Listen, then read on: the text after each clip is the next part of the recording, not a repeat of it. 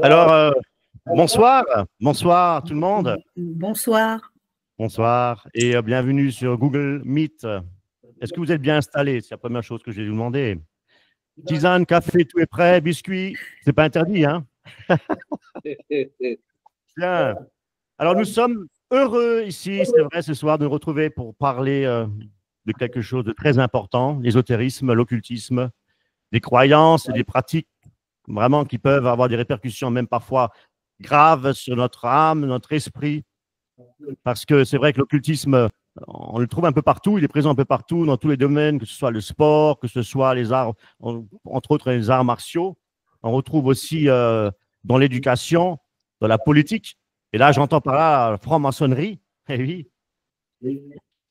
Et aussi dans le domaine de la santé, comme on peut parler de l'homéopathie, c'est des pseudo-médecines, tout ça. La médecine chinoise, il y a les yogas, il y a beaucoup de choses comme ça, la philosophie indienne.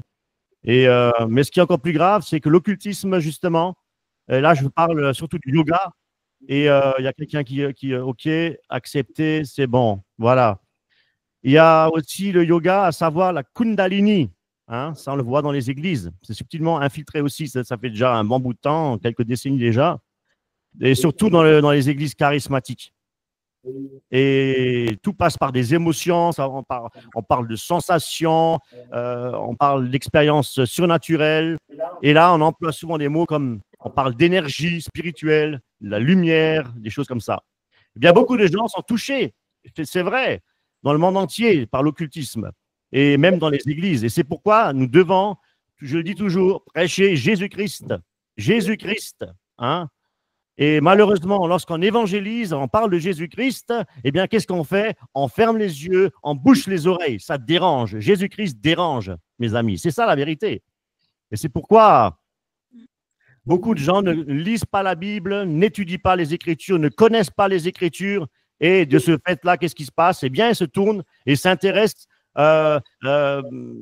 pratiquent des expériences paranormales, surnaturelles et pensent peut-être trouver même quelque part un certain bonheur là-dedans, un sens à leur vie, mais c'est bien le contraire, mes amis. C'est vrai. Qu'est-ce qui se passe? Eh bien, ils se rendent vite compte qu'ils ont affaire à des forces diaboliques, ténébreuses, et finalement, au lieu de connaître la liberté, la paix, la joie, le vrai bonheur, eh bien, la délivrance, qu'est-ce qu'ils vivent? Ils vivent l'enfer.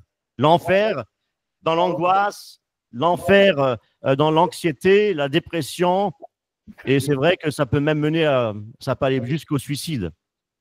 Et dans les maladies physiques aussi, on peut entendre des voix, on peut parler de schizophrénie, mais des maladies physiques, des obsessions et voire même des possessions démoniaques. Voilà, c'est ça.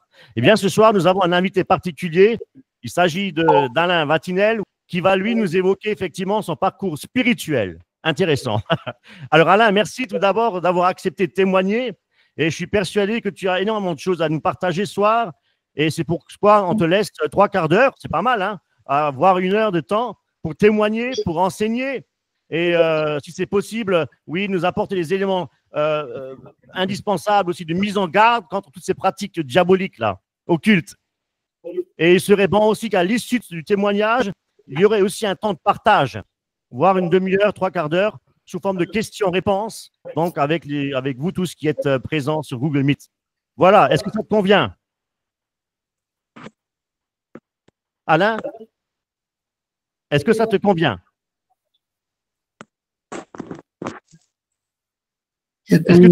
Alain, est-ce que tu m'entends? Oui, ouais, moi je t'entends, oui. Magnifique, ça te convient, c'est bon? Oui, oui, très bien, très, très bien. Ouais, ok. Alors peut-être, je demanderai à frère Adama qu'il puisse commencer par la prière et remettre effectivement ces instants là, entre les mains du Seigneur. Amen. Amen. Amen. Gloire au Seigneur. Seigneur notre Dieu, nous voulons te dire vraiment merci encore pour ces instants qui nous rassemblent. Seigneur, juste encore pour te donner toute la gloire, te donner tout l'honneur, te glorifier. Seigneur, ce témoignage que nous allons entendre, puisses-tu vraiment reposer la main sur ton Fils, afin que, Seigneur, tout ce qu'il va témoigner puisse toucher le cœur, puisse vraiment ramener le cœur à toi seul, qui est le Sauveur, qui est le Dieu Tout-Puissant, qui est le Rédempteur, qui est le salut. Amen. Oui, bénis ces instants, Seigneur. Que nos cœurs soient à ton écoute et que vraiment ce moment soit vraiment conduit par toi-même. Au nom du Seigneur Jésus-Christ. Amen. Merci, mon frère Adama. Amen. Eh bien, alors, sans plus attendre, je vais laisser maintenant la parole à Alain et que le Saint-Esprit, mon frère, te conduise vraiment et que le Seigneur soit glorifié, soit béni, mon frère. Amen. Nous t'écoutons. C'est ça. Bah, écoute, j'ai prié, j'ai longuement prié pour ce temps parce que effectivement, j'ai dit Seigneur, il faut que ce soit toi qui sois glorifié parce que malheureusement, j'ai débuté dans le système évangélique que je connaissais absolument rien. Et puis c'est vrai que quand on témoignait à droite et à gauche, eh bien, des fois on avait tendance à se mettre devant. Donc j'ai dit Seigneur, moi je veux plus de ça, je veux plus rien. Et puis je lui ai dit aussi Seigneur, parce que ça fait quand même 40 ans que on a été avec ma femme à peu près 5-6 ans dans le monde occulte. Et donc je vais partager comment que ça a commencé. Alors j'ai 78 ans, nous sommes donc au Havre en Seine-Maritime. Et puis, donc, on a 2 enfants, 2 filles. Et puis, nous étions en vacances du côté d'Angers.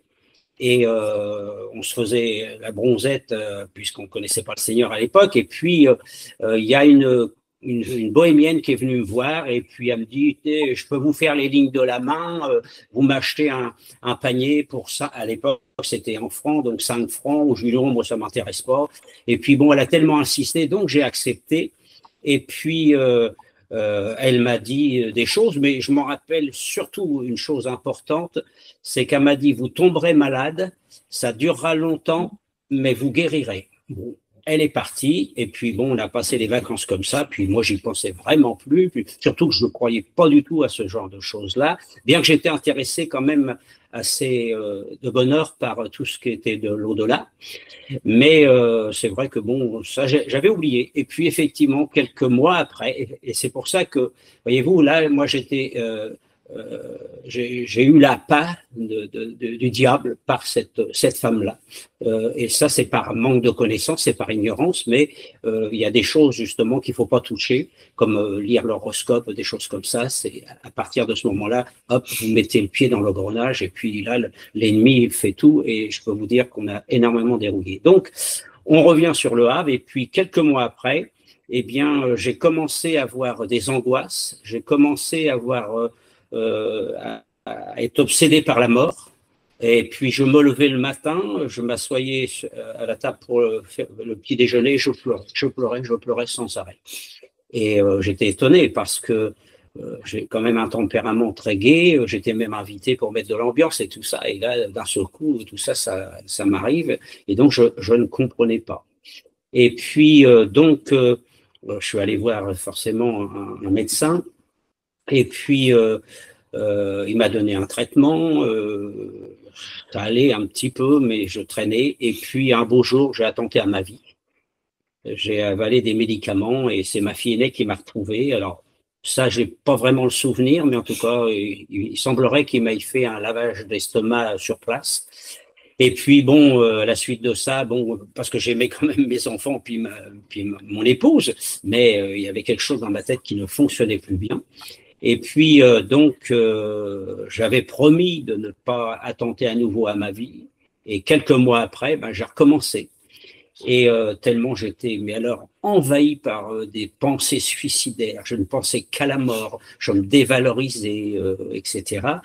Et donc, ça s'est tombé au moment où il y avait des grèves de transporteurs.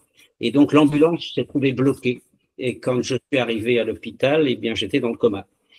Et donc là, on m'a donné un traitement fort. Et puis, je suis retourné voir mon docteur traitant et je lui ai dit, bon, moi, j'aimerais bien quand même, parce que je ne me sens pas bien, j'aimerais bien aller dans une maison de repos. Et en définitive, il m'a envoyé dans une maison psychiatrique. Alors, j'étais avec des fous, quoi, quasiment. Et là-bas, bon, c'est mon épouse qui m'a dit, j'avais quand même plus de 30 médicaments. Et j'étais un vrai zombie, je n'arrivais même pas à dormir avec tous les médicaments qu'ils me donnaient. Et puis bon, je suis resté à peu près 1 an hospitalisé. Et donc ça a duré quand même un certain temps. Et puis Vous savez, quand vous mangez beaucoup de médicaments, bah, vous faites une allergie aux médicaments, et bah, vous cherchez où? Bah, dans les médecines parallèles. Et donc, c'est comme ça que j'ai mis aussi le pied dans cet engrenage-là.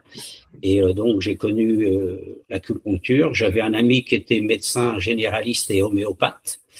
Donc, je suis rentré comme ça. Et puis j'ai connu beaucoup de médiums, de cartomanciennes et autres. Et j'ai commencé à faire des séminaires sur tout ce qui était occulte. À l'époque, je ne savais pas hein, que c'était occulte. Mais moi, je pensais vraiment que c'était de Dieu. Et on a fait partie effectivement d'une école ésotérique. On nous apprenait à sortir du corps, mais heureusement, merci Seigneur, on n'a pas réussi. Sur le coup, ben, on faisait la tête parce qu'on était les seuls qui ne sortaient pas des corps, mais je pense que Dieu était déjà ici à l'œuvre, mais on ne savait pas. Et puis, comment dirais-je, donc j'ai fait des séminaires sur le magnétisme, sur tout ce qui était occulte, à tel point qu'on faisait des opérations dites spirituelles, c'est-à-dire un peu comme en Philippines, hein, on fait des opérations spirituelles, c'est-à-dire vous sentez les organes, mais vous n'ouvrez pas le corps des gens, quoi. Alors donc on a trempé là-dedans pendant un certain temps aussi. Et ce qui nous a mis un petit peu la puce à l'oreille, c'est que cet homme qui avait une connaissance extraordinaire sur beaucoup de choses spirituelles, même la Bible, donc voilà, ça touchait tout ce qui était spirituel et moi j'étais très très intéressé par ce domaine-là. Et mais ce qui nous a mis la puce à l'oreille, c'est quand il a commencé à nous dire qu'il se changeait des fois en aigle ou en je sais plus quelle bestiole, en lion, je crois, un truc comme ça. Alors là, on a dit, voilà, il y a quelque chose qui ne va pas. Donc, on s'est retiré de cette école ésotérique, mais je continuais à faire des séminaires sur le magnétisme. Et le diable, sachant vous tromper, vous savez, même quand je faisais me faire faire les cartes par des amis, j'avais toujours des bonnes cartes. Et puis, j'avais un ami particulier qui, comme j'étais au chômage, il m'avait dit, écoute, je vois des gens en uniforme, tu vas tourner là, tu vas avoir tel salaire. Effectivement, ces hommes en uniforme, bah, c'était des douaniers. Moi, je travaillais dans le transit import-export. J'étais déclaré en douane et donc j'avais affaire effectivement aux douaniers. Et puis effectivement, quelques mois après, j'ai retrouvé du travail et quasiment au salaire qu'il m'avait dit. Donc l'ennemi, c'est vous tromper, voyez-vous, avec des choses comme ça. Donc j'y croyais. Et puis quand j'ai fait ces séminaires sur les guérisons avec des passes magnétiques, eh bien, il y avait des résultats. J'avais des résultats, je faisais des incantations et puis ça fonctionnait quoi. Et donc comme j'étais au chômage, ben, au bout d'un certain temps, ben, j'ai dit pourquoi pas que je n'ouvrirais pas mon cabinet de magnétiseur. Donc j'ai ouvert un cabinet de magnétiseur. Et puis c'est vrai que ben, il y avait des bons résultats. Hein. L'ennemi sait faire des guérisons, sait faire des choses comme ça. Et c'est vrai que la première cliente, je me rappellerai toujours, c'était une femme de 80 ans qui avait de l'asthme. En l'espace d'une semaine ou deux, pouf, elle n'avait plus rien. Des fois, à distance aussi, je croyais que c'était Dieu. Les verrues partaient. Ma fille qui était en Angleterre à me téléphoner en disant tiens j'ai tel ami qui a tel problème, est-ce que tu peux voir, hop je faisais des incantations, le lendemain ou sur le lendemain il n'y avait plus rien. Donc l'ennemi m'a vraiment appâté quoi dans ce système-là, mais heureusement Dieu devait être là et quelque temps après j'ai dû fermer parce que quand j'avais des gens qui n'avaient pas les moyens de payer, bah, je les faisais pas payer, mais moi j'avais toujours les frais qui venaient quoi. Et puis là, il y a eu quand même quelque chose de particulier. Je peux vous dire que le diable, il existe bien, les démons existent bien. Là, j'ai eu le peur, parce que tous les matins, bon, j'arrivais, puis j'écoutais mon réponse. Et là, j'ai eu une voix, mais alors, ça m'a transpercé du haut jusqu'en bas. Derrière rien d'y penser, ça me fait encore quelque chose.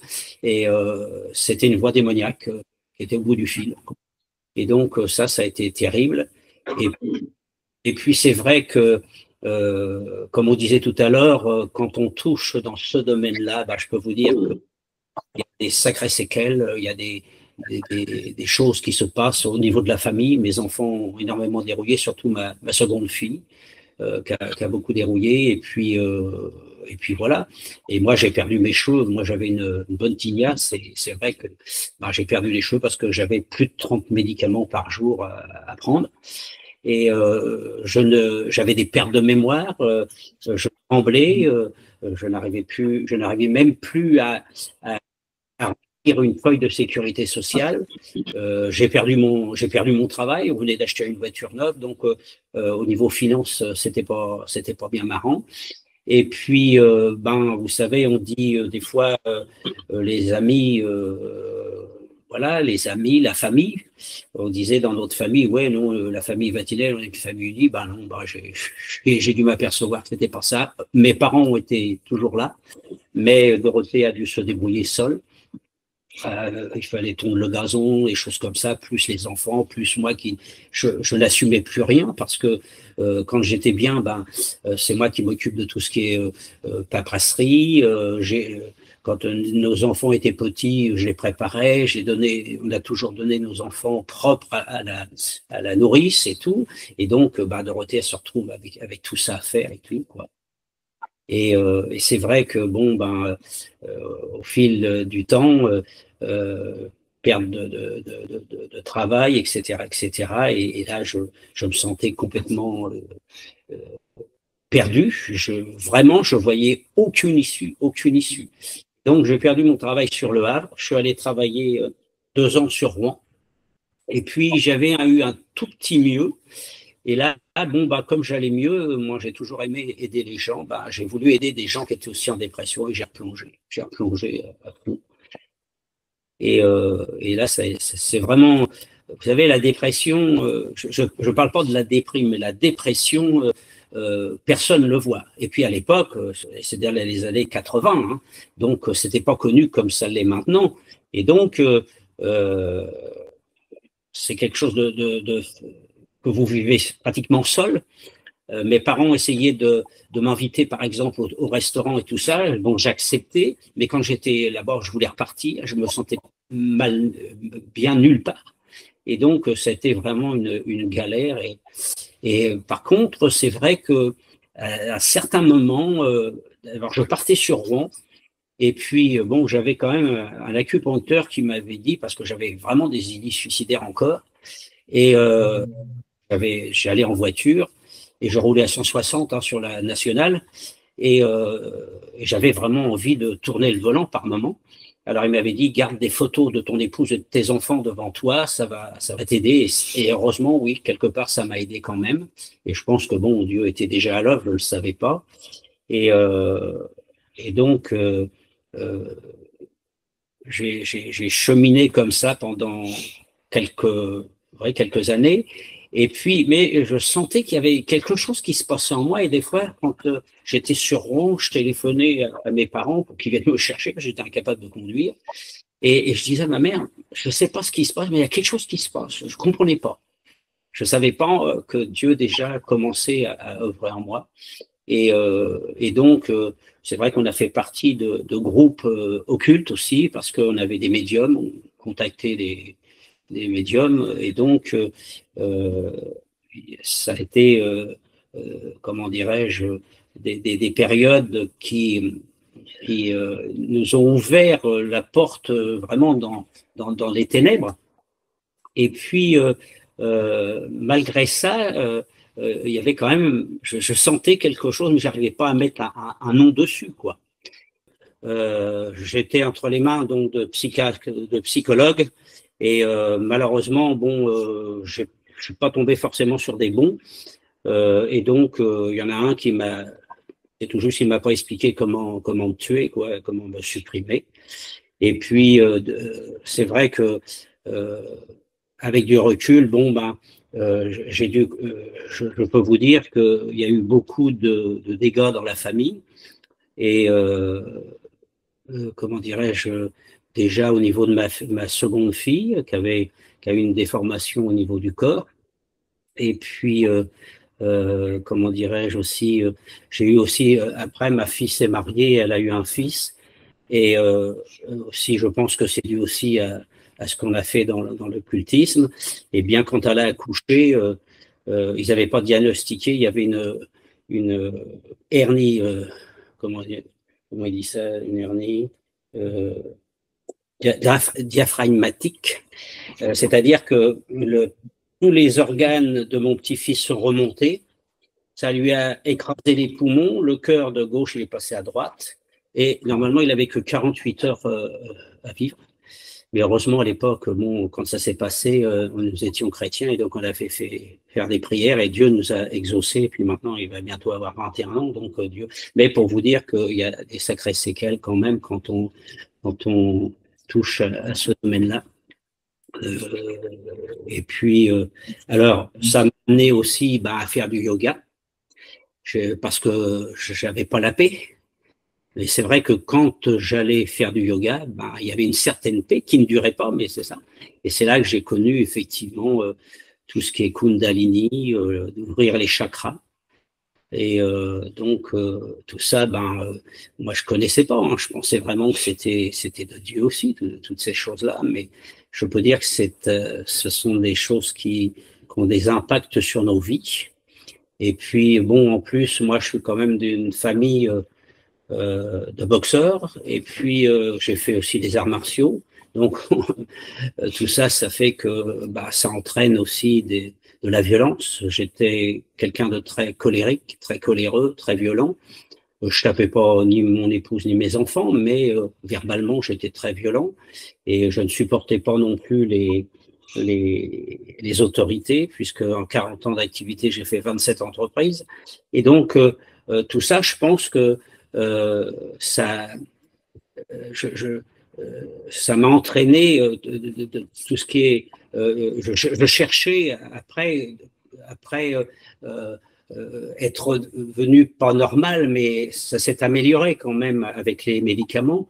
J'ai cherché donc par le yoga à trouver la paix, et puis total, c'était vraiment éphémère. Et puis c'est vrai que tous ces sports aussi que j'ai fait, comme les arts pour arranger les choses non plus. Donc voilà en gros ce que je voulais dire. Mais c'est vrai que on s'imagine pas quand on est dans ce système, dans l'occultisme, les dégâts que ça peut faire dans les vies.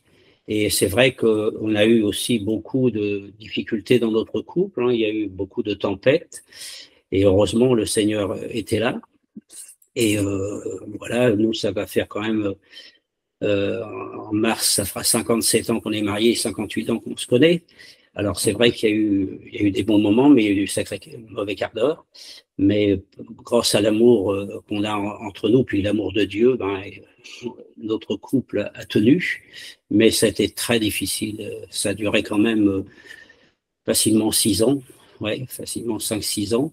Et donc, c'est quelque chose qui m'a beaucoup marqué, beaucoup marqué. Alors c'est vrai que j'ai cherché, je savais pas, j'ai cherché d'où ça venait. J'arrivais pas vraiment à mettre le doigt dessus. Et dernièrement, ma seconde fille m'a dit, mais papa, pourquoi tu nous parles jamais de ça? Alors j'ai dit, tu sais, c'est le genre de période de ma vie que j'aime pas trop parler.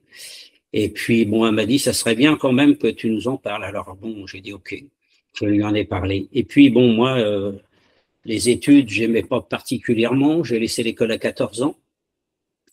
Mais, donc, j'ai demandé à mon père de travailler. Donc, je suis allé sur le travail, mais je me suis vite aperçu que ça n'irait pas. Donc, j'ai pris des cours du soir, etc.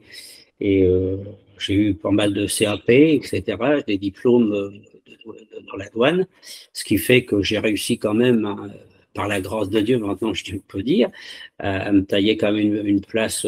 J'étais quand même cadre moyen dans une société d'import-export.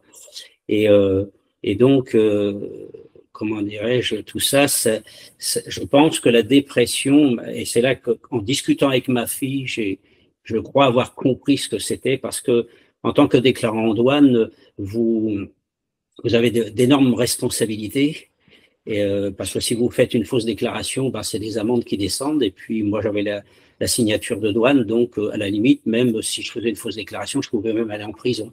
Et donc, je pense que tout ça, c'est ça. Et je pense que l'ennemi, ben, il nous connaît les uns et les autres. Et moi, c'était ma faiblesse. Il faut savoir que déjà, dès ma jeunesse, j'étais mal dans ma peau, par moment. C'est par moment, comme ça, j'étais mal dans ma peau. Mais ce qui m'aidait certainement, parce que quand on est enfant, ben, le papa ou la maman, c'est un peu notre Dieu. Et mon père, qui était quelqu'un de très costaud, ben, je me sentais rassuré, mais j'étais mal dans ma peau. Et je pense que l'ennemi, il savait aussi ce que Dieu voulait aussi pour ma vie et celle de mon épouse.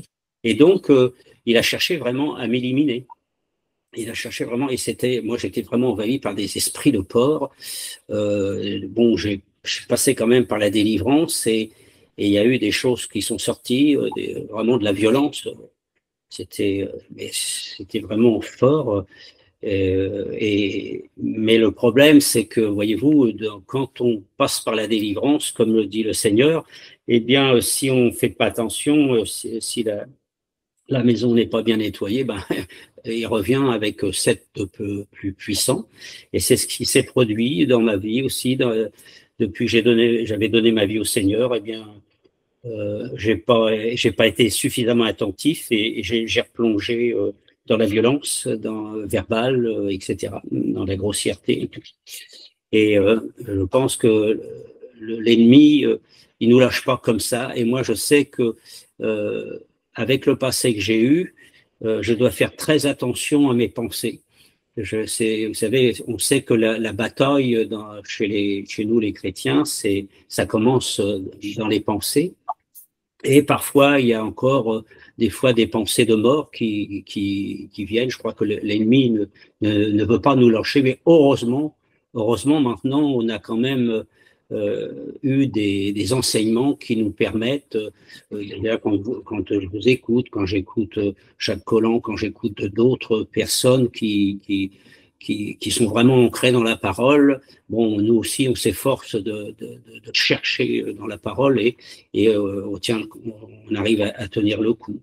Alors, en tout cas, pour finir un petit peu, bon, j'arrive à plus me rappeler vraiment de tout par lesquels les choses je suis passé, mais ce que je voudrais dire aux personnes qui ne connaissent pas ce milieu occulte ou qui sont dans le milieu occulte, j'aimerais leur dire, s'il vous plaît, lâchez ça et repentez-vous, demandez à Dieu qui vous aide, qui vous délivre, parce que il y a des conséquences non seulement sur votre vie, mais sur votre famille aussi, parce que je vous disais, il y a mes enfants ont énormément trinqué dans tous ces milieux-là, parce que on a quand même été dans des endroits où on faisait des incantations, et au moment où Dieu est venu nous chercher, là, je voulais prendre contact avec les morts à cette époque-là. Et donc, Dieu m'a tiré de là-dedans. Et voilà un petit peu, en gros, c'est vrai que euh, à la suite de ça, voyez-vous, à la suite de ces temps difficiles de dépression, euh, j'ai perdu ma joie de vivre. J'avais perdu ma joie de vivre. C'est vrai que j'étais quelqu'un qui aimait rire, j'aime beaucoup l'humour, mais là, je pleurais sans arrêt. Et c'est très difficile parce que déjà dans une famille où c'était des gros bras, des costauds, et puis en plus, ben, vous savez bien que les hommes, ça pleure pas. Et malheureusement, ben, moi, je peux vous dire que j'ai énormément pleuré. Mais par la grâce de Dieu, ben, il m'en a sorti. Et puis, je peux vous dire que, mis à part, j'ai plus de cheveux, mais je n'ai aucune séquelle. J'ai plus de séquelles, j'ai plus du tout de médicaments. J'ai 78 ans, je prends aucun médicament. Et donc, c'est une grâce de Dieu. Voilà. Il y aurait certainement d'autres choses à dire, mais je, je suis un peu dans la confusion parce que ça fait quand même plus de 40 ans et j'ai dit, Seigneur, bon, tu me fais dire ce que tu veux. Si tu as des questions à me poser, peut-être que ça va me remettre en mémoire, peut-être.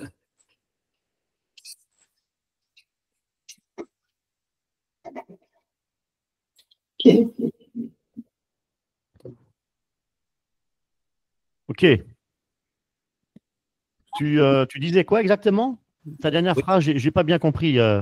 oui, je te Voilà. disais, j'ai quand même un peu des trous de mémoire parce que ça fait quand même plus de 40 ans que cette situation s'est passée.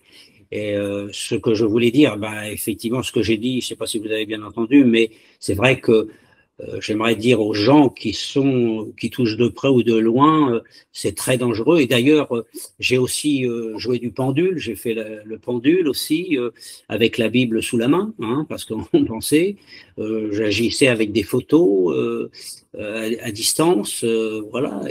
Et je croyais vraiment que c'était de Dieu, parce que même quand j'allais voir, à moi à l'époque, quand j'étais malade, j'allais voir des magnétiseurs, bah, il y avait la Vierge, il y avait des photos de Jésus-Christ, donc moi je pensais vraiment que j'étais sur le bon chemin, quoi.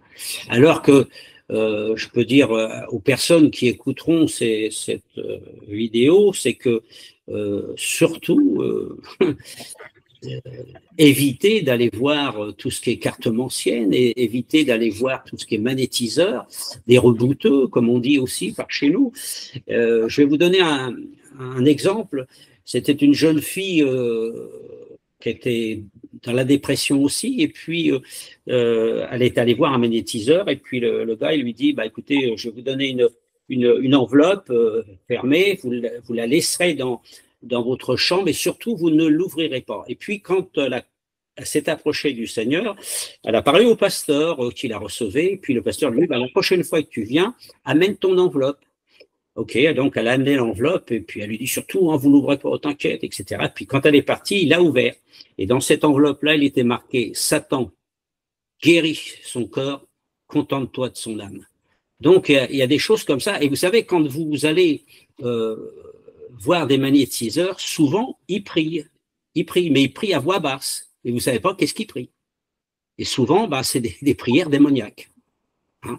Et donc, c'est vrai que faut faire très attention de ne pas aller voir ce genre de gens. C'est vrai que malheureusement, beaucoup d'êtres humains cherchent à connaître l'avenir. Hein, ça a été un peu notre cas aussi. Hein. On est allé dans ce chemin-là et dans l'ignorance. C'est pour ça que je crois qu'on a ce devoir de témoigner. Après, les gens font ce qu'ils veulent, c'est vrai. Mais comme Jésus l'a fait, quand il était sur terre, Jésus, il a prêché à tout le monde. Les gens, il y en a certains qui ont accepté, puis d'autres non. Mais en tout cas, moi, ce que je pourrais dire, donner comme avertissement par amour, parce que je ne juge personne, je ne condamne personne, mais ce sont des lieux ou des endroits qu'il ne faut pas mettre les pieds. Faut éviter tout ce qui est, comment dirais-je, des gens qui viennent vous voir et puis vous dire, on peut vous citer votre avenir, etc., etc. Et là, c'est vraiment là, vous êtes accroché par le diable. Et puis après, petit à petit, ben, il vous envoie vraiment encore beaucoup plus loin. Et c'est vrai que moi, ben, avec mon épouse, on est tombé dans tout ce système-là et on a beaucoup souffert. Et la chose la plus importante, je veux vraiment glorifier Dieu parce que quand je pense en arrière, je voyais vraiment pas d'issue. Je voyais, pour moi, j'étais fini, j'étais foutu, hein, j'étais mort, quoi, hein, quelque part.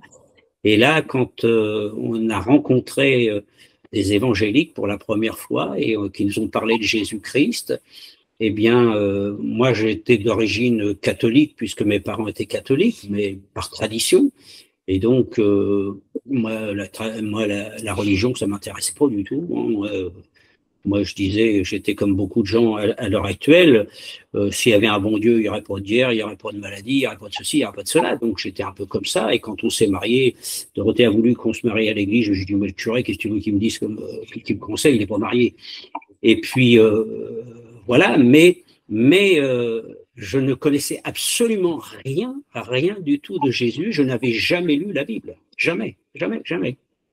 Et quand je suis allé pour les premières fois, on est allé donc aux réunions des hommes d'affaires du plein évangile, C'est eux qui nous ont parlé de Jésus-Christ, et moi j'étais en plein dans l'occultisme. Alors j'avais aussi, entre guillemets, je soignais avec des cristaux pour remettre l'âme dans le bon sens, etc. Donc j'avais à l'époque, j'avais pour 10 000 francs de cristaux, etc. Je faisais plein de trucs comme ça. Et puis, quand j'en ai parlé à ce pasteur-là, il m'a dit, bah écoute, viens, la semaine prochaine, il y a une réunion, tout ça. Alors, quand je suis parti de chez lui, j'ai dit, OK, ben, j'ai parlé, entre guillemets, à Dieu, dit, bah écoute, si vraiment ce qu'on m'a dit, bah vas-y, dis-moi-le. Effectivement, c'était un témoignage justement de quelqu'un qui a été dans l'occultisme et tout ça et tout. Et là, j'ai tout bazardé, j'ai brûlé mes livres, je me suis débarrassé de tout ce qui était occulte. Et puis voilà, je peux que remercier le Seigneur parce que même si la vie chrétienne n'est pas une vie facile, contrairement à ce que on a connu au départ, l'évangile édulcoré, hein, tout le monde il est beau, tout le monde il est gentil, non, pas du tout. Mais pour moi, ça a été une libération, ça a été une joie. Moi, dès que je peux parler du Seigneur, pour moi, c'est une joie. Dernièrement, j'ai parlé avec mon voisin qui a 89 ans. J'étais super content. Cette semaine, j'ai reparlé avec un ami d'enfance et il y avait une aide ménagère qui était là. Et donc, je peux que glorifier Dieu de m'avoir sorti de ce bourbier, de cette galère, parce que honnêtement, je pensais pas m'en sortir, quoi, hein.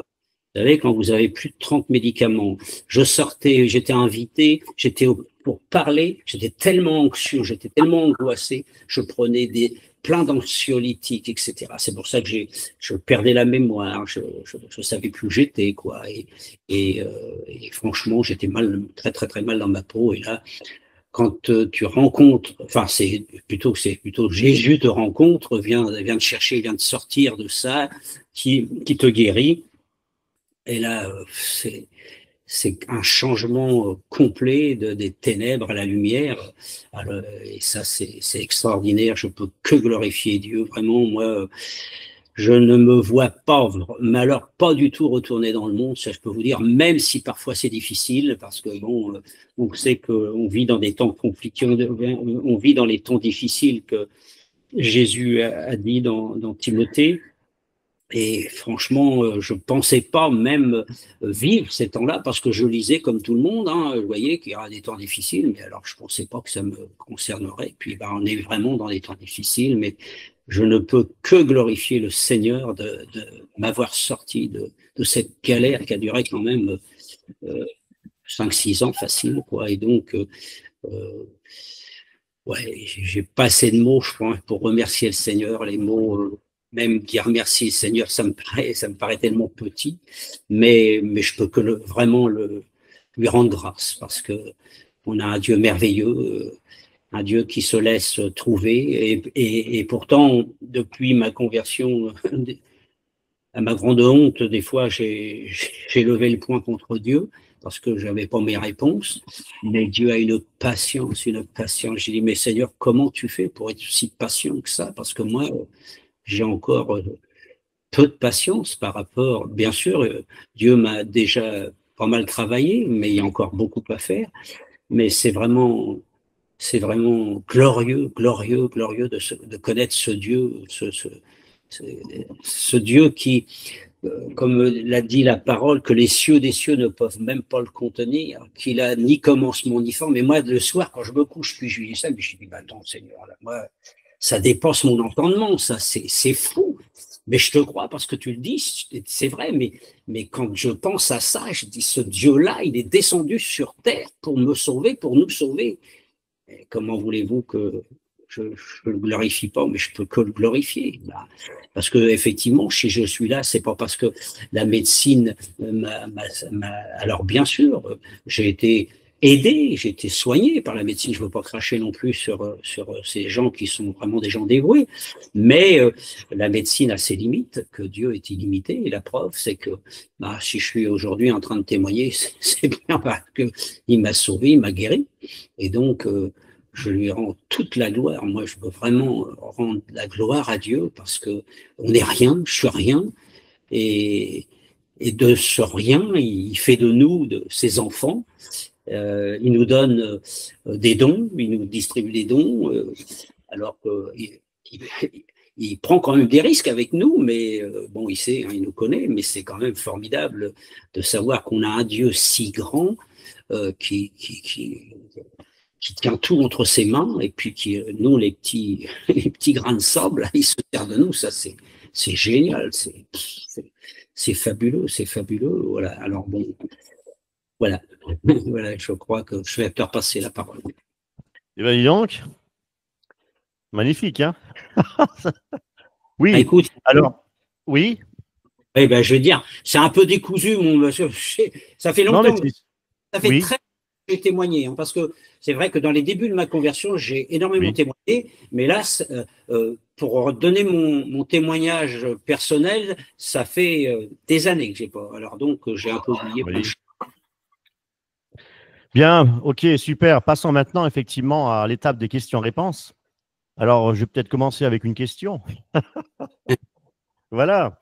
Eh bien, as-tu, toi, expérimenté personnellement des états de transe? Parce que c'est vrai que tu n'as pas trop évoqué le sujet de la Kundalini, Non. parce qu'on peut parler des incantations, on peut parler de beaucoup de choses là.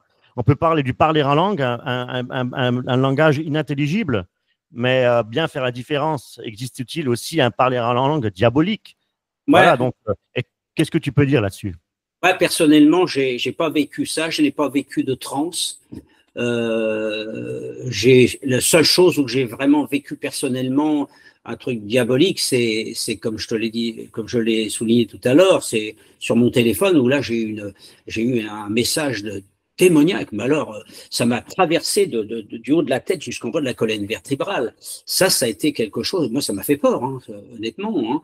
Et du coup, j'ai vraiment eu très très peur. Et c'est vrai que bah oui, si Jésus-Christ existe, le diable aussi existe, Lucifer qui est devenu le diable, et ben je peux vous dire quand même, bah, il est à l'œuvre. Hein.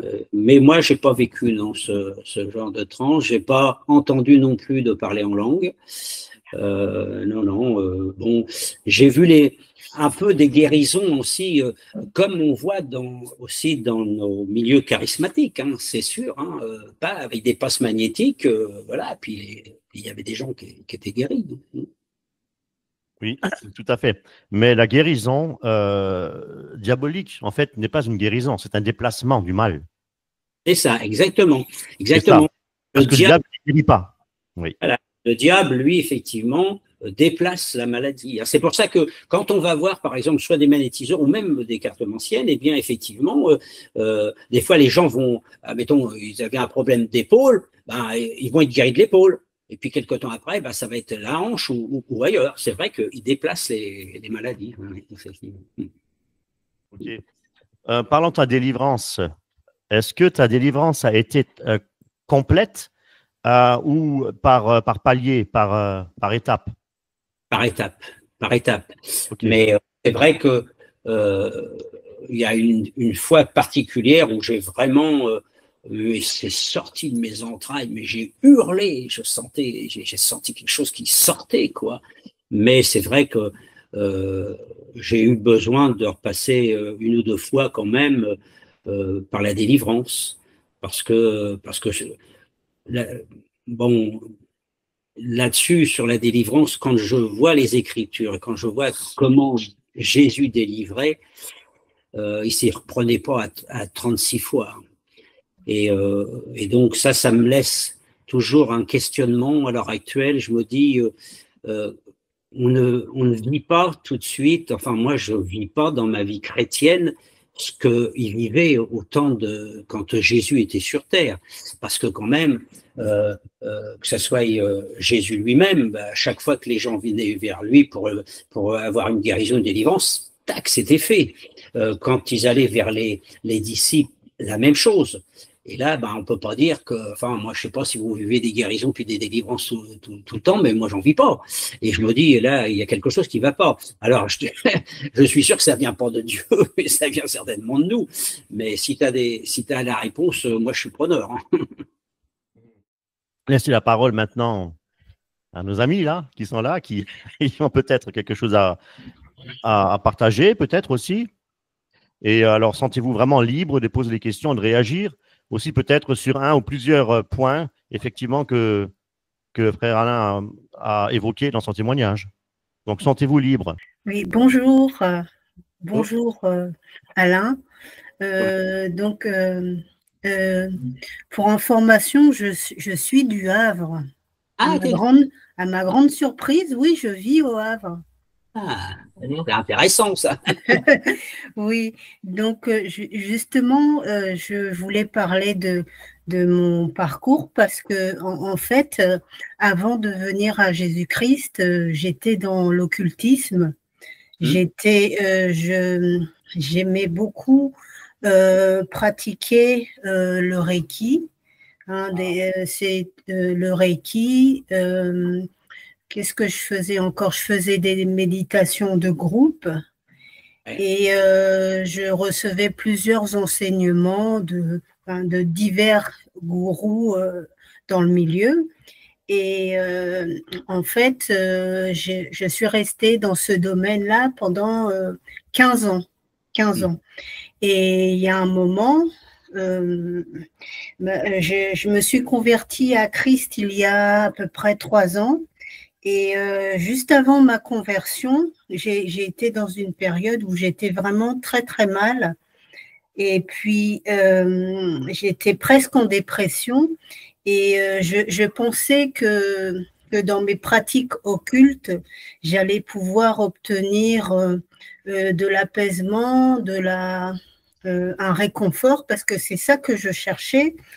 Et puis, je n'ai rien obtenu dans ce domaine-là, parce que en fait, j'avais plusieurs bouquins dans le domaine occulte.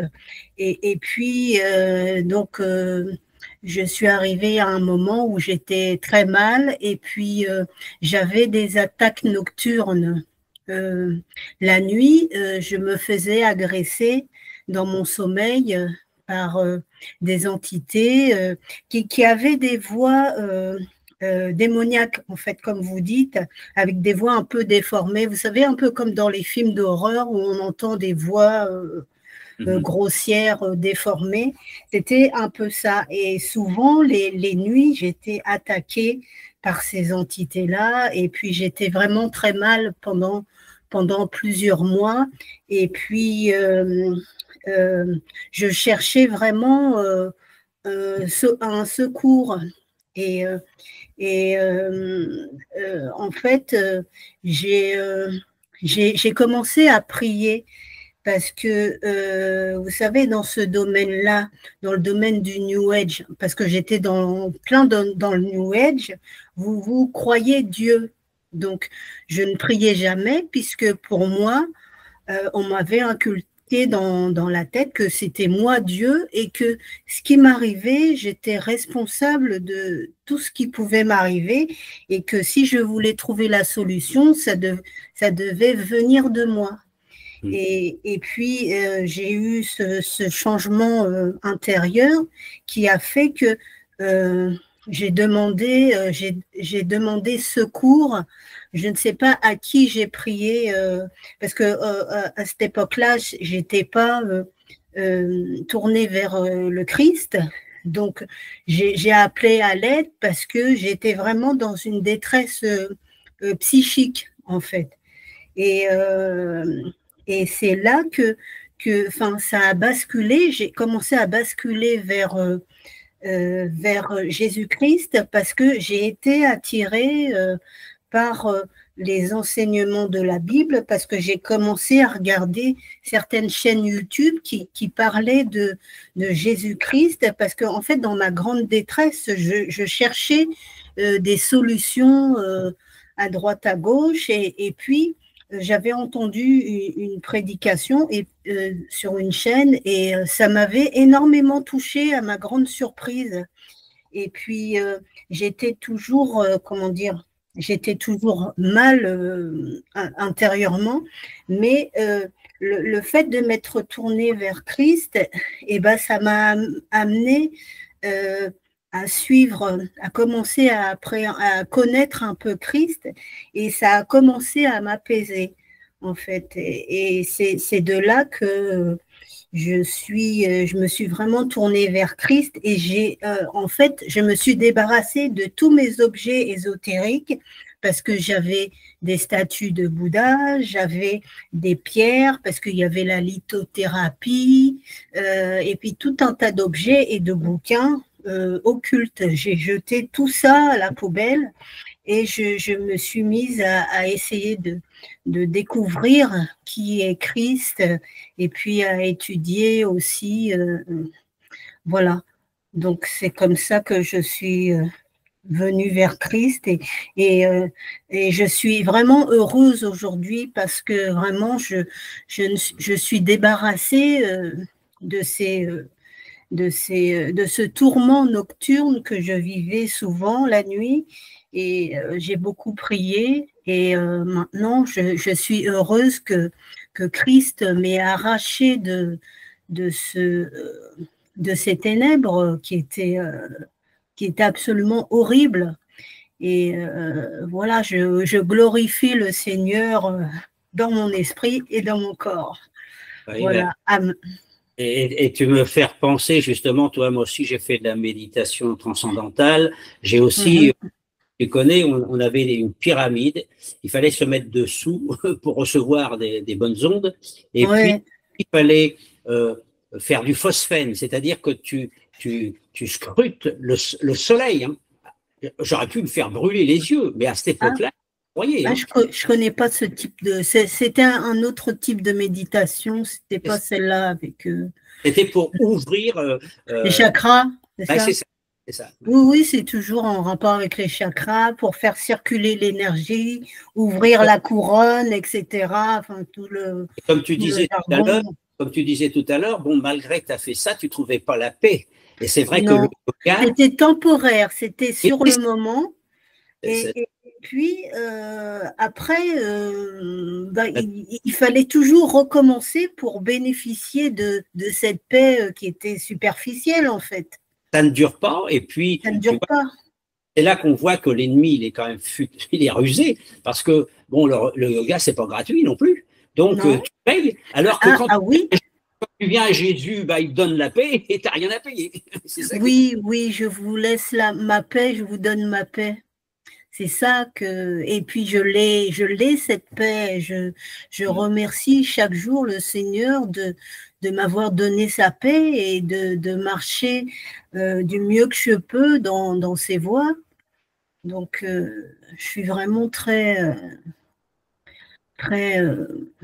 ravie d'être en Christ aujourd'hui.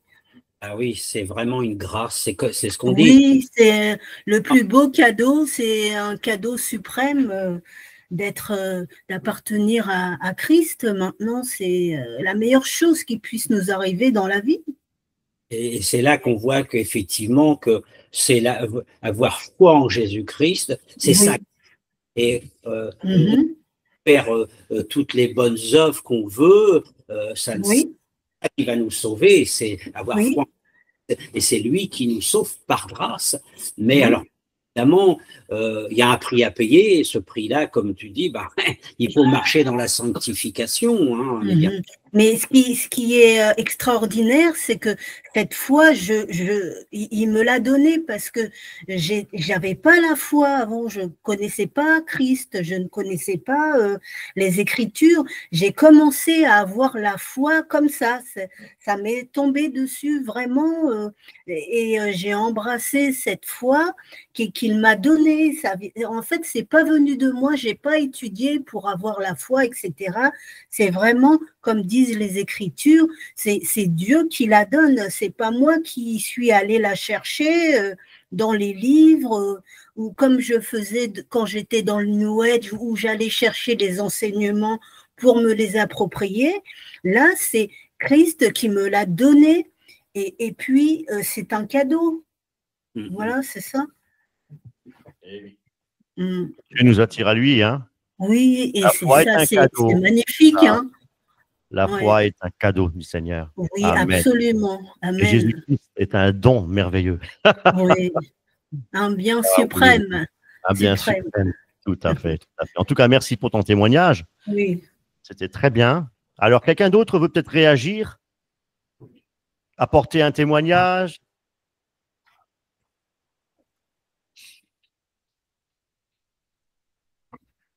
Alors, je vais peut-être… Allez, Adama, tu as quelque chose à dire peut-être sur… Bon, bah, dans tous les pays par là-bas, ça ne doit pas être triste non plus, hein, au niveau de l'occultisme. Hein. J'ai beaucoup d'amis, moi, dans ces pays africains. Ouais, c'est pas triste là-bas. Hein. Et comprends pas, si. Est-ce que tu l'as entendu, frère Adama? Oui, je l'ai entendu. Je l'ai entendu. Oui. Et je veux vraiment rendre grâce à Dieu hein, pour son témoignage. Bon, c'est merveilleux, hein? C'est une grâce. Ah oui. Et nous voyons comment le diable, il a vraiment tourmenté. Il a vraiment tourmenté, hein? C'est sa manière de faire comme ça. Alors, on dirait que souvent, j'aime le dire là, c'est comme s'il savait que Dieu a quelque chose pour toi.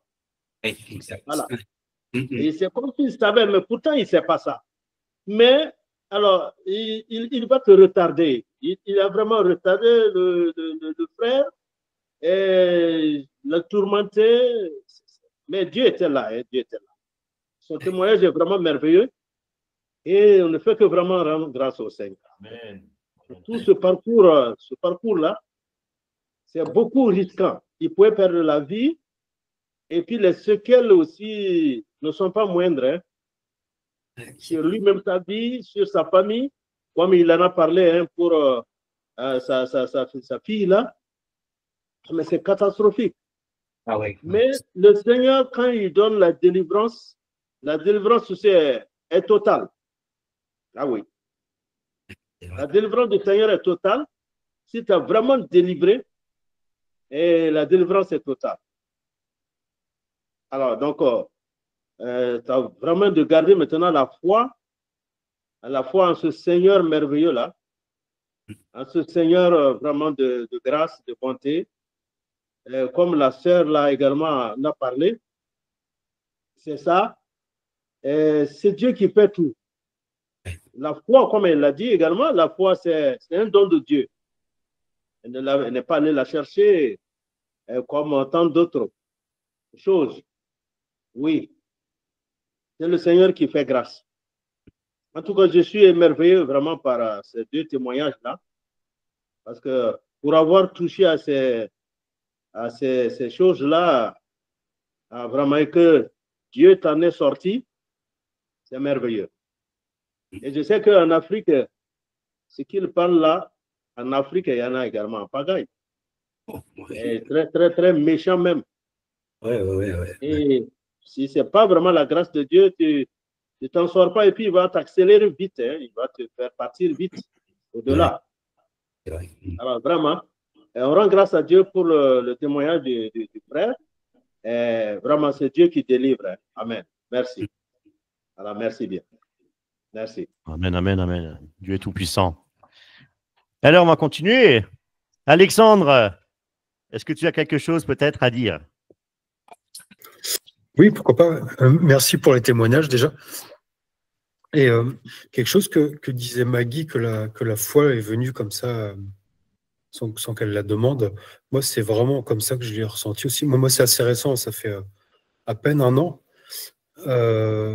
Mais en fait, j'étais aussi, on va dire, dans le New Age, même si à l'époque, je ne connaissais même pas ce terme, mais c'était ça en méditation, yoga, etc. Et beaucoup de développement personnel, avec mon épouse aussi, qui faisait pas mal de choses de psycho-bio-acupressure, des trucs très bizarres. Et on a arrêté tout ça ensemble, en fait, quasiment ensemble, mais du jour au lendemain, je n'ai pas trop su pourquoi. On rentrait d'une journée, un dimanche, en balade, comme ça, ou même d'un week-end, je crois. Et le soir, j'ai eu envie de m'intéresser à...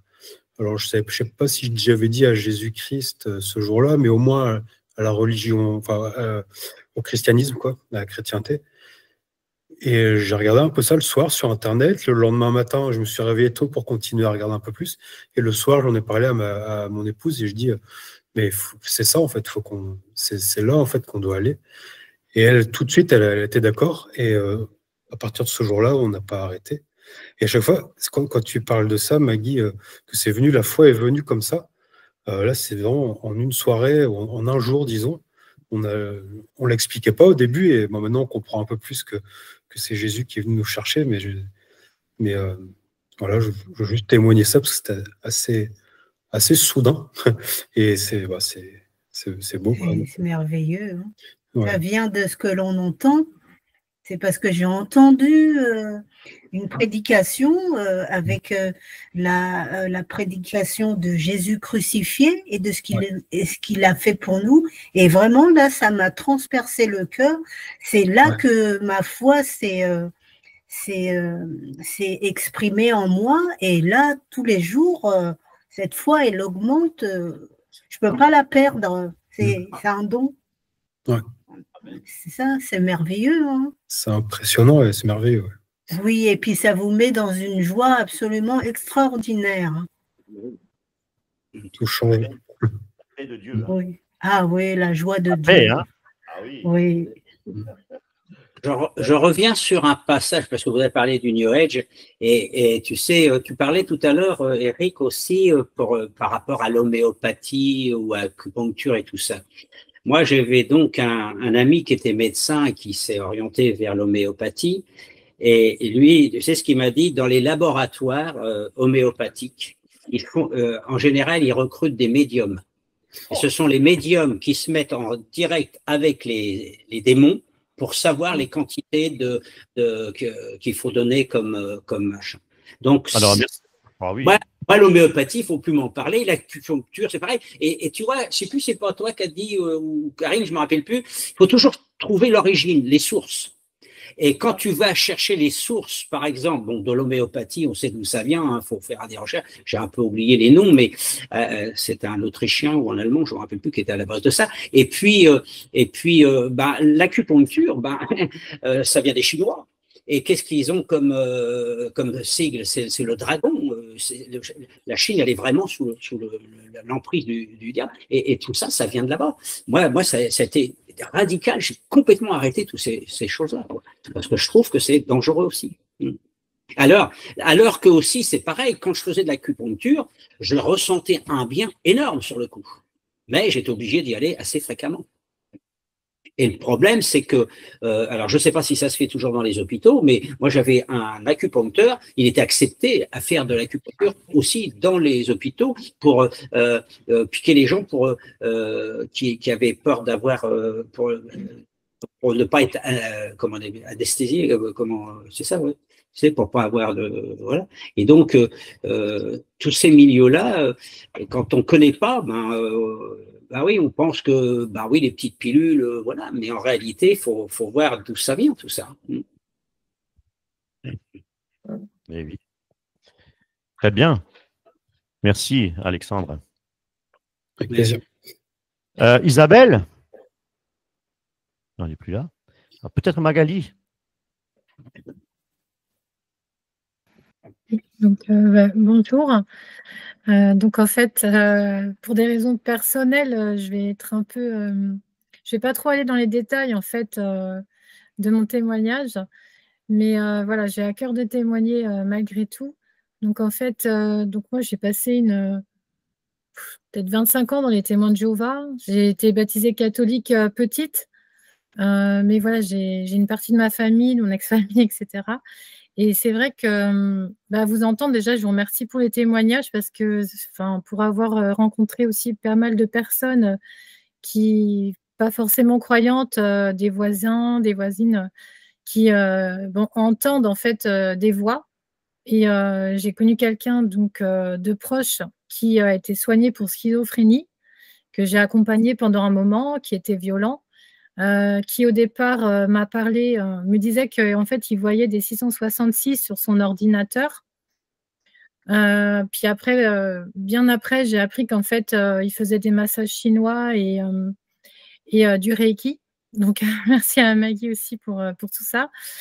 Et en fait, c'est vrai que bah, finalement, ça me permet aussi je me demandais un petit peu les symptômes, en fait, lorsqu'on touche à ça. Et je voulais savoir déjà aussi, est-ce que, donc moi, j'ai constaté des yeux noirs. Mais je voulais savoir aussi s'il y avait le Kundalini, donc le corps qui basculait d'avant en arrière, en fait. Je ne sais pas si ça, vous l'avez vu voilà, par rapport au Kundalini. Et puis aussi, bah, au niveau j'ai à cœur aussi de parler pour bah, les chrétiens qui sont dans le charismatique, parce que moi, lorsque j'ai quitté les témoins de Jéhovah, en fait, bah, j'ai cherché un petit peu, forcément, parce que c'est grâce aux témoins de Jéhovah, malgré tout, que je suis devenue croyante, parce que je me suis très tôt attachée. Déjà, j'étais attachée au livre, on peut le voir. Donc, le Seigneur m'a touchée aussi à travers la Bible, lorsqu'ils m'ont annoncé que la Bible était prophétique. Donc, lorsque je suis sortie des témoins de Jéhovah, je ne croyais plus du tout dans leurs croyances, mais en tout cas, je suis restée attachée à la Bible. Et c'est vrai que c'est souvent aussi, on dit, c'est lorsqu'on entend qu'on a la foi. Et j'ai aussi constaté que Dieu faisait des dons et que voilà, on avait aussi des révélations dans tout ça. Mais c'est vrai que au niveau des chrétiens charismatiques, moi, pendant un moment, il y a eu beaucoup de confusion parce que je voyais beaucoup de choses se passer. Et c'est vrai que comme dans la Bible, on parle aussi des dons. Bah, je voulais savoir aussi, donc il y a des chrétiens qui entendent des louanges, en fait, qui peuvent entendre des choses dans leur esprit, mais il y a aussi, bah, je pense, des esprits qui peuvent harceler dans l'esprit, enfin, je ne sais pas comment expliquer. Et du coup, au niveau de la délivrance, j'ai entendu que donc, certains, c'était très, très rapide. Ils ont juste parlé, en fait, en disant bah, va-t'en, Satan. Enfin, ils ont parlé comme Jésus. Et voilà, et donc je voulais savoir, bah, en fait, peut-être pour tous les chrétiens qui finalement sont peut-être dans cette confusion entre ce qui vient de Dieu et de ce qui vient du diable. Au niveau de la délivrance, ça c'est sûr qu'il y a la repentance, mais parfois peut-être on peut écouter en fait ou recevoir des choses en pensant que ça vient de Dieu. Et du coup, voilà, c'était un petit peu. Enfin, moi, j'ai constaté beaucoup, je ne sais pas pourquoi, entre une voisine, bah, voilà, quelqu'un que j'étais proche et pour l'avoir constaté aussi, voilà, au départ, quand je suis sortie des témoins de Jéhovah, il y a beaucoup de voix, en fait, de voix qu'on entend. Voilà, donc je voulais savoir un petit peu si vous aviez constaté ça, en fait. Et puis au niveau de votre délivrance, si c'était un petit peu tous pareil, enfin, si c'était par Jésus, en fait. Enfin, je veux dire par la prière, ou si c'était assez juste, parce que j'ai entendu que vous aviez jeté des objets, mais est-ce que ça peut être aussi directement demander à Jésus de nous délivrer, par exemple? À l'époque, moi, je sais que je ne connaissais, quand j'ai balancé tous mes objets, mes livres et tout, je peux pas dire que je connaissais vraiment Jésus. Ça a dû se faire ouais, quelques mois après. Mais même si on donne notre vie à Jésus, mais on connaît encore rien. Et même des fois, même 1 an, 2 ans. Moi, je me rappelle dans tous les débuts que Dieu m'a touché. Il y a eu des témoins de Jéhovah qui sont venus chez moi. Ils ont joué au ping-pong avec moi, hein. Alors, quand ils sont sortis, j'ai dit, écoute, Seigneur, moi, ça me fait rien de parler avec les témoins de Jéhovah, mais il va falloir que tu me formes parce que là, ça va être compliqué. Et bah, ça a mis des années, hein, avant que je comprenne certaines choses. Il y a des choses qui sont venues toutes seules. Tout seul, mais ça a mis des années à que je comprenne vraiment. Et comme disait Eric, ou souvent Karine le dit, il faut vraiment aller en profondeur dans la parole de Dieu. Parce qu'on a tendance, vous savez, moi, je regardais aussi quand il y avait une prédication, je regardais les versets.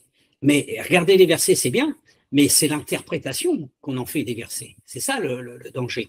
Alors moi, par rapport aux délivrances que j'ai eues, comment dirais-je,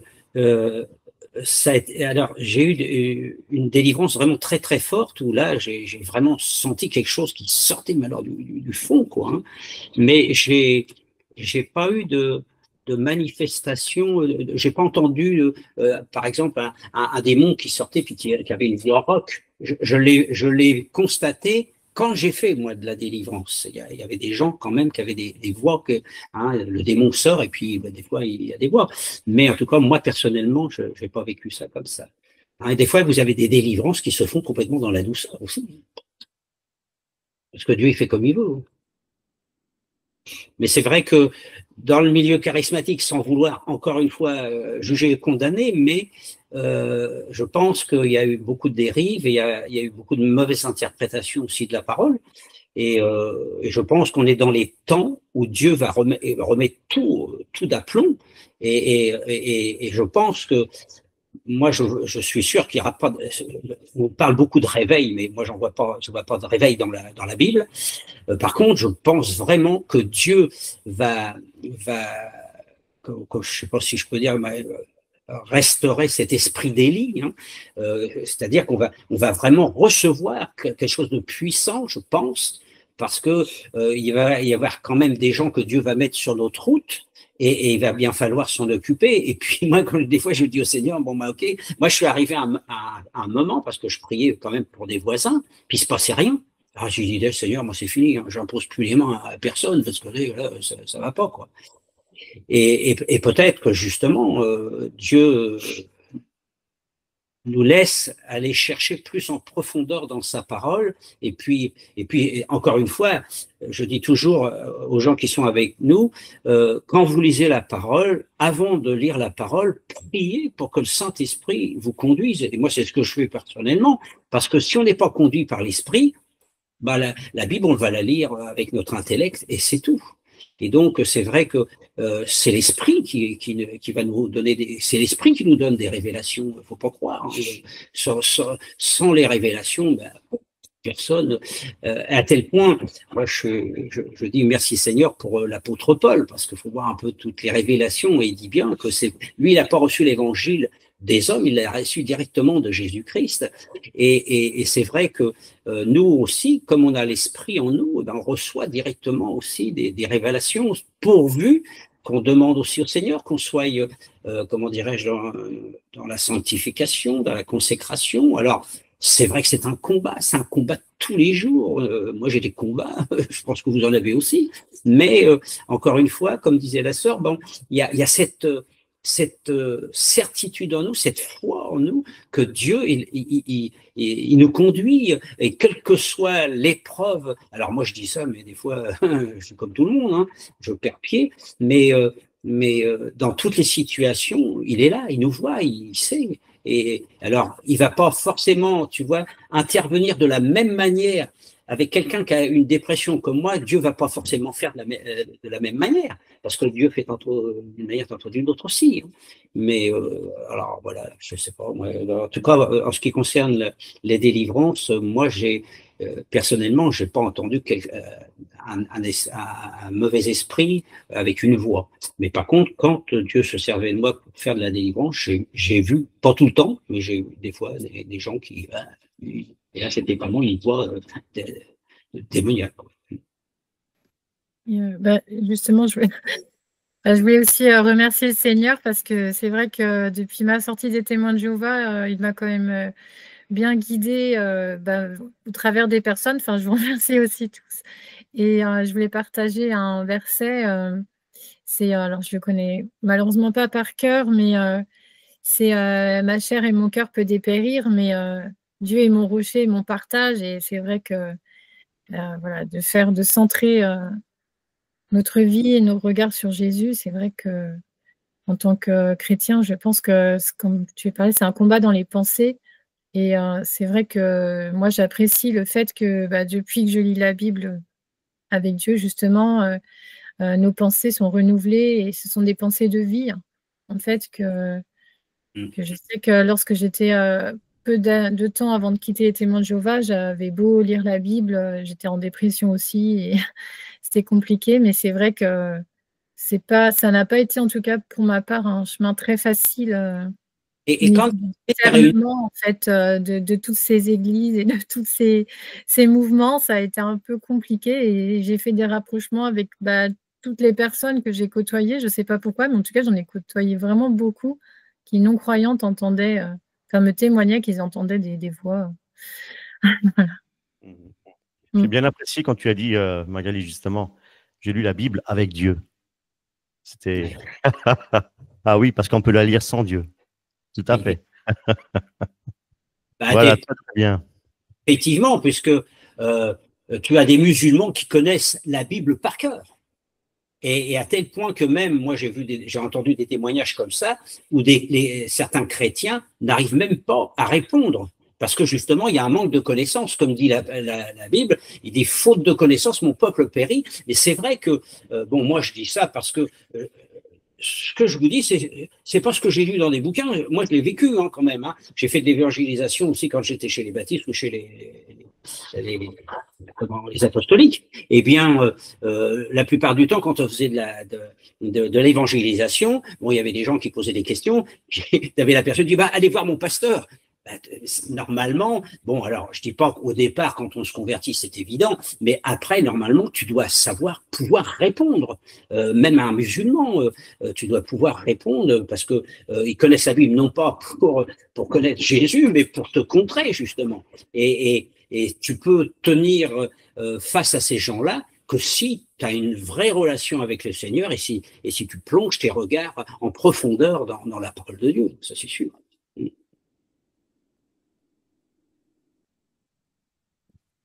Magnifique.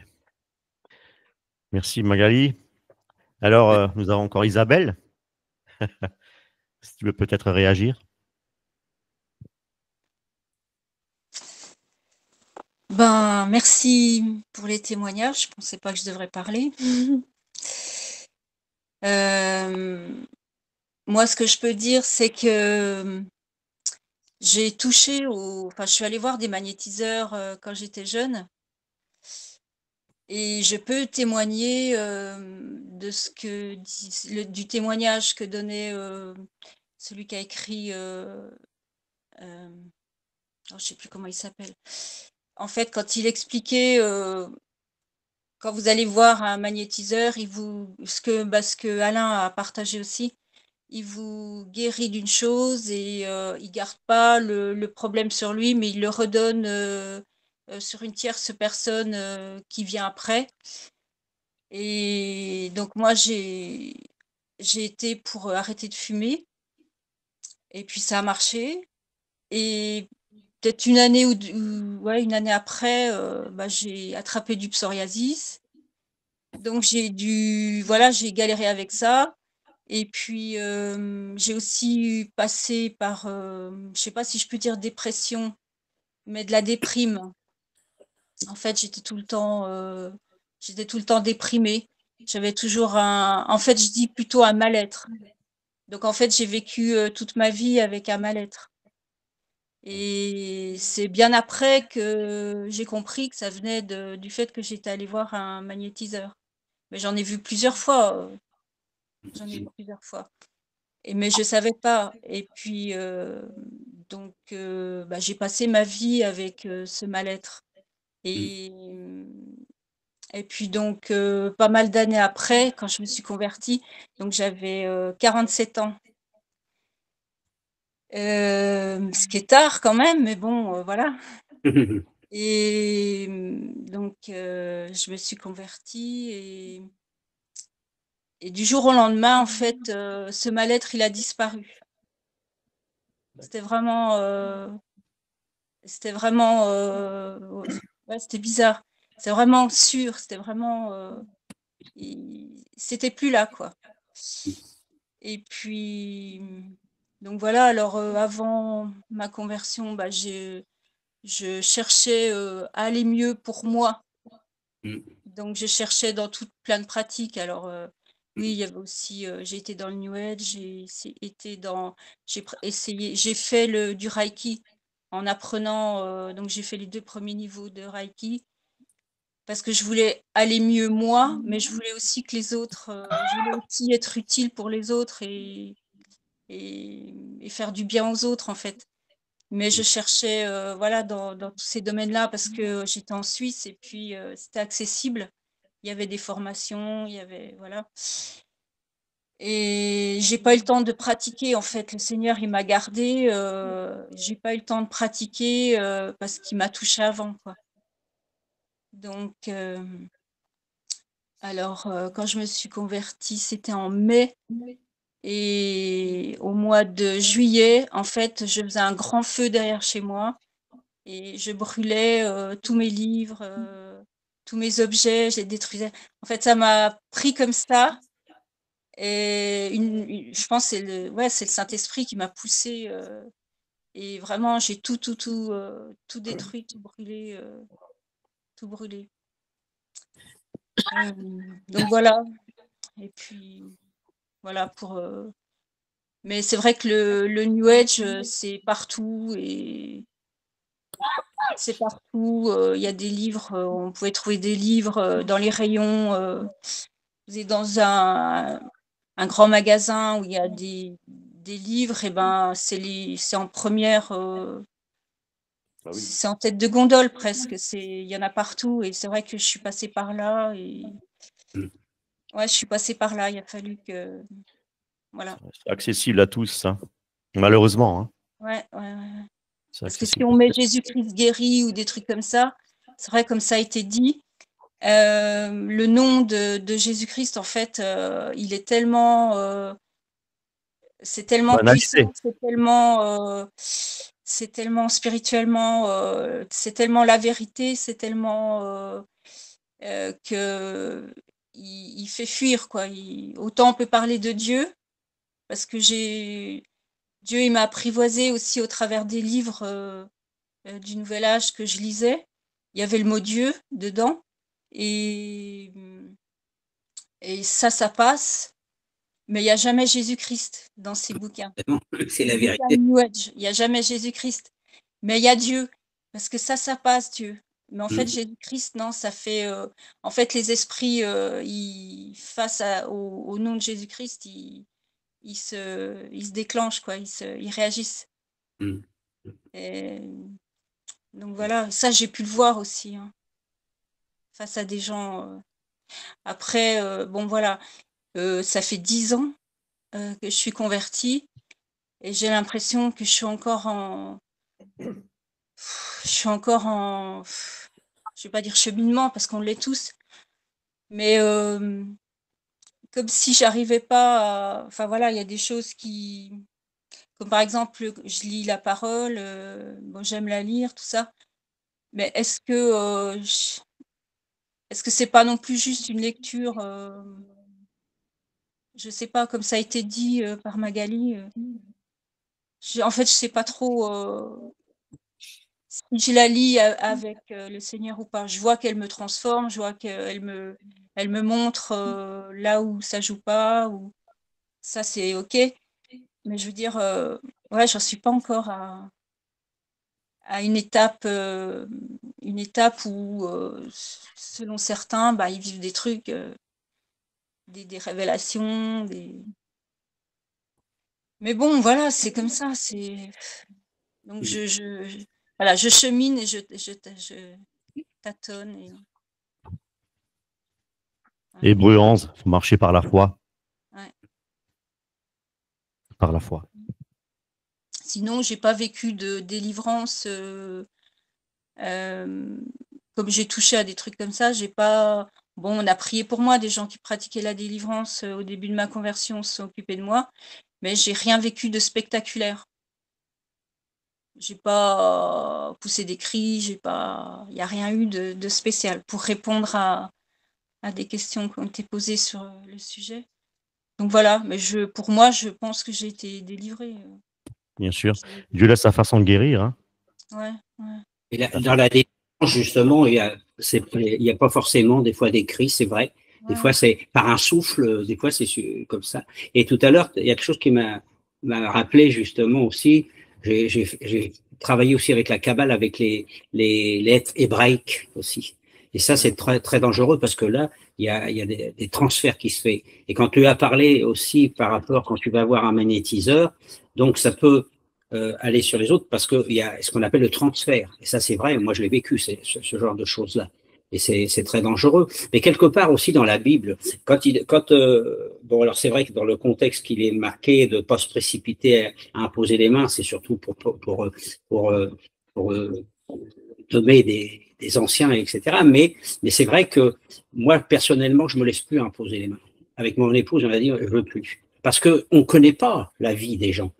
Et sachant, justement, dans le milieu charismatique, comment l'ennemi a mis des gens à lui, je n'ai pas envie de rattraper des choses de leur part. C'est ça, quoi.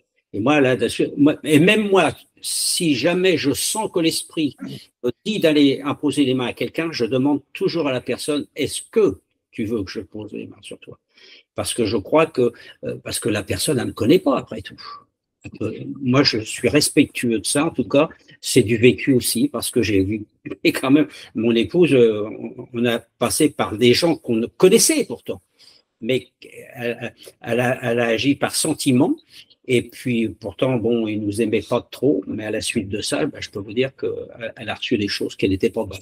Donc, faisons attention aussi quand les gens veulent vous imposer les mains. Moi, personnellement, j'ai dit, hop, non, je veux pas. Parce que je connais pas, on sait pas. Alors, je sais pas, Eric et Karine, ce que vous en pensez, mais en tout cas, moi, je fais ça, en tout cas. On est de ton avis, hein, complètement. Hein. Nous devons rester très, très prudents, hein, par rapport à cela, hein, parce que on peut transmettre effectivement des liens d'âme, des choses comme ça, d'esprit, et on doit vraiment se méfier de toutes ces choses-là. Ah oui, parce que regarde dans l'ancienne alliance, quand ils prenaient, c'était des taureaux, quoi, tu sais, puis pour la malédiction, tac, ils imposaient les mains que la tête de la bestiole, puis elle partait avec. Donc, il y a quelque chose de spirituel très fort dans l'imposition des mains. C'est pour ça qu'il faut faire attention par qui on se fait imposer les mains. Et moi, quand je ne connais pas, si je connais la personne, bon, qu'on est tout le temps ensemble, bon, tu vois sa vie. Parce que tu vois le problème qu'il y a. Moi, je dis toujours, autant de Jésus-Christ ou même de Paul. Paul, il vivait avec ses disciples, mais ils étaient pratiquement 24 heures sur 24. Jésus était pratiquement 24 heures sur 24 avec. Et là, tu savais qui était le maître, qui était celui qui, comme Paul, qui était apôtre. Mais nous, on voit le pasteur toutes les semaines ou 2 fois par semaine, mais tu connais pas sa vie. Tu connais pas. Ou alors, faut voir vraiment les fruits. Si tu vois des fruits, parce que tu vois, dans la délivrance, le problème, il est là. Parce que moi, là, comme tu disais chez Chora, bon, on en a vu des délivrances là-dedans, hein. Mais quand tu vois que les personnes, toutes les semaines, y reviennent, est-ce que vraiment, exactement, c'est Dieu qui te délivre, t'es délivré. Mais quand c'est les mêmes personnes qui reviennent, tu dis, oh là, attends. Et parce que tu peux recevoir une délivrance, mais si tu continues à vivre dans un péché, t'es pas délivré, hein. Au contraire, tu peux avoir d'autres en supplément. Hein. Bien sûr. Tout à fait. Bien. Je crois qu'on a même déjà dépassé l'heure. C'était passionnant, hein? Ouais, mais c'est vrai, moi j'aime beaucoup le partage, tu vois. Oui, il y a tellement de choses à dire là-dessus. C'est des enseignements, des fois, parce que des fois on n'ose pas trop, tu sais, quand quelqu'un a fait une prédication, moi je déplore tout ça parce que j'avais dit au pasteur un jour, j'ai dit, tu vois, regarde, le dimanche on prêche, mais ça serait bien, c'est que l'après-midi on fasse réunion pour dire, est-ce que vous avez compris telle ou chose? Parce que toi, quand tu reçois les choses, tu les comprends, mais c'est pas sûr que les personnes en face ont compris. Alors, moi je trouve que c'est bien, là, interactif, moi c'est ce que j'aime le mieux. C'est très très bien. Bien, alors Karine ou frère Eric, tu as quelque chose à dire? Alors, je laisse frère Eric parler en premier, non? Oui. Sinon, bon, je prends la parole. En tout cas, je suis vraiment ravie de tout ce que j'ai entendu, tous les témoignages et tout. Je suis vraiment très heureuse de vous avoir tous vus ce soir. Voilà, c'est important aussi de voir les visages et pas toujours que des voix. Hein, et donc, vraiment, je suis très heureuse. Là, et j'avais vraiment pas envie de parler. Je voulais vous écouter tous, là, très, très intéressant. Et les témoignages, ils sont divers et variés. Mais ce que j'ai remarqué un peu, c'est que c'est pas… Voilà, chacun a une expérience. Et c'est pas parce que d'autres ont vécu des grandes choses, des révélations, que forcément… on doit tous vivre la même chose, hein, parce qu'on a une tendance à toujours rechercher maintenant des conversions extraordinaires avec des grandes révélations, etc. Alors qu'il y a des gens qui vivent des choses très simples avec le Seigneur et qui font des rencontres vraiment toutes simples et qui sont même très bien aussi. Et je veux dire, il ne faut pas se baser là-dessus parce que c'est ça, on a une tendance aujourd'hui à toujours rechercher l'extravagance, l'extraordinaire, le surnaturel et tout. Et c'est très dangereux parce que c'est justement là-dessus que l'ennemi y joue aussi. Hein, et ce n'est pas forcément les personnes-là qui ont vécu des choses extraordinaires dans le monde spirituel qu'elles sont forcément entièrement consacrées à Dieu. Donc, on peut être très bien, très simple et avoir une relation intime, profonde avec Dieu et marcher humblement avec le Seigneur et vraiment être très fidèle et bien plus que certains grands charismatiques hein, qui sont là à tout le temps faire croire qu'ils sont constamment dans la présence de Dieu. Jésus-Christ dans mon salon, je parle tous les jours avec lui. Non, je veux dire, il faut faire très attention avec ça, surtout de nos jours justement à cause des médias, à cause d'Internet. On a tendance à regarder les uns les autres et d'écouter certains témoignages et on se dit, ah, comme tu disais Isabelle, moi j'ai rien vécu d'extraordinaire, voilà, d'extravagant, mais je crois qu'il ne faut pas être frustré par rapport à ça, ça c'est un danger. Le Seigneur nous connaît, il sait comment il agit dans nos vies, comment il nous interpelle et la rencontre avec le Seigneur est différente selon chacun et c'est ça justement ce qui est merveilleux, c'est justement ces divers témoignages qui nous enrichissent tous et qui finalement nous font tous du bien. Et moi, ça m'a fait beaucoup de bien de vous entendre ce soir. Et vraiment, je vous encourage à continuer, bien sûr, avec le Seigneur. Et il est merveilleux, il est bon, il ne vous abandonnera jamais, il ne vous lâchera pas, à moins que vous le lâchiez, mais lui, il ne vous lâchera jamais. Jamais. Ça, c'est sûr. Croyez-le. Et vraiment, même si les circonstances parfois sont très difficiles, oui, effectivement, ce n'est pas une vie à l'eau de rose, hein, c'est un chemin étroit qui nous mène au royaume mieux. On passe par beaucoup de tribulations, beaucoup d'afflictions, beaucoup d'épreuves, mais c'est ça qui justement nous amène à être sanctifiés, à être délivrés de nous-mêmes, de notre moi, de la chair et du monde et de tout ça, parce que ça, c'est quelque chose qui s'accroche facilement à nous. Hein, et c'est vrai que nous avons besoin d'être transformés par le Saint-Esprit et je vous encourage vraiment à vous attacher fermement à lui et de continuer à marcher avec lui et aller jusqu'au bout avec lui. Au nom de Jésus-Christ. Amen. Amen. Amen. Amen. Ben en fait, je voulais en fait encore dire par rapport à Magali qu'elle avait évoqué avec les voix, que en fait c'était aussi un problème. J'avais aussi un problème par rapport à ce combat intérieur en fait. Et j'avais remarqué aussi que ces voix que j'entendais qui m'insultaient carrément intérieurement. Hein. Et depuis que je suis converti, en fait, Jésus-Christ, il est l'armure, il est il est l'épée, quoi, l'épée de l'esprit, le combat, quoi. Le combat, c'est lui qui l'a vaincu, quoi. Et maintenant, j'ai les voix, mais je sais que c'est plus des voix, c'est des voix qui sont vaincues, en fait. C'est des voix, elles sont complètement vaincues par le Seigneur Jésus-Christ, parce que la parole de Dieu, elle est vivante, quoi. C'est l'épée de l'esprit, quoi. Et voilà, je voulais juste en revenir là-dessus, que la parole de Dieu, ben, c'est Jésus-Christ. Hein. Aussi, pour finir avec Isabelle, elle avait du psoriasisme. Moi aussi, j'en avais en fait. Et j'ai parlé au Seigneur, carrément, j'ai parlé au Seigneur de cela. Et avec foi, hein, toujours avec foi, prier avec foi. Et vraiment, le psoriasisme, je le voyais disparaître grâce au Seigneur. Hein. Merci Seigneur, Amen. Gloire à Dieu. Voilà. Merci mon frère. Voilà. Et ce que je voulais encore souligner, c'est effectivement, sa guérison a eu lieu sans imposition de main. Voyez-vous? Voilà, ça je voulais le préciser. Dieu est bon, hein? Dieu il est fidèle. Oui. Voilà. Très, très bien. En tout cas, on s'est réjouis ce soir. On a entendu beaucoup de choses, de bonnes choses, et que le Seigneur vraiment nous enrichisse encore de sa parole, que nous ayons toujours encore nos regards dans sa parole, plonger dans les Écritures, hein, nous nourrir de sa parole. Et pour finir, peut-être, j'aimerais partager avec vous Marc 13, 35 à 37. Veillez donc, car vous ne savez quand viendra le maître de la maison, ou le soir, ou au milieu de la nuit, ou au chant du coq, ou le matin. Craignez qu'il ne vous trouve endormi à son arrivée soudaine. Ce que je vous dis, je le dis à tous, veillez. Parole du Seigneur. Amen. Amen.